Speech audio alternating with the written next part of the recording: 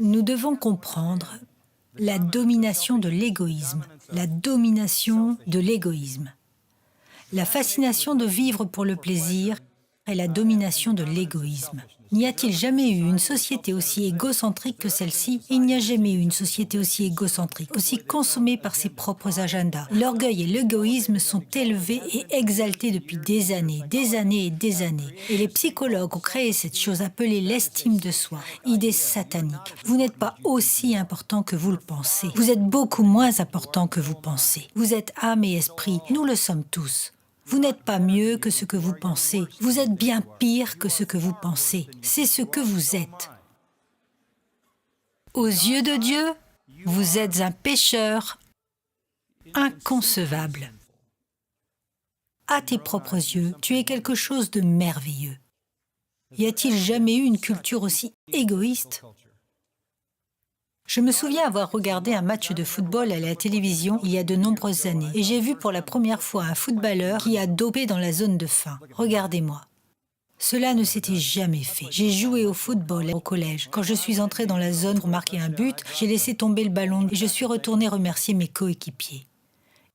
Et cela est devenu « regardez-moi », attirer toute l'attention sur moi. Je me souviens quand Mohamed Ali a dit « je suis le meilleur ». Il n'a pas laissé un héritage de boxe dans le monde, il a laissé un héritage d'ego pour le monde.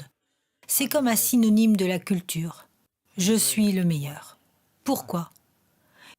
Il a emmené toute une génération et l'a transféré dans la psychologie de l'estime de soi.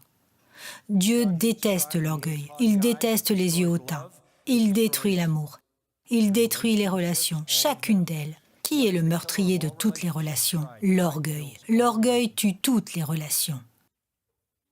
Il tue l'attention, il tue le sacrifice, il tue la gentillesse, il tue la vertu suprême de toutes les vertus, l'humilité. Seuls les humbles aiment. C'est pourquoi le Proverbe 8,13 dit « Je hais l'orgueil et l'arrogance, dit le Seigneur ». Proverbe 11,2 dit « Quand l'orgueil vient, alors vient le déshonneur ». À l'opposé, vous remarquez que lorsque l'orgueil vient, alors vient le déshonneur. L'orgueil ne vous honore pas, il vous déshonore. Proverbe 13,10 dit que l'orgueil provoque des querelles parce que cela détruit les relations. Proverbe 16,18, l'orgueil précède la destruction. Et 29,23, l'orgueil de l'homme le rabaissera. Et puis il dit, l'honneur appartient aux humbles.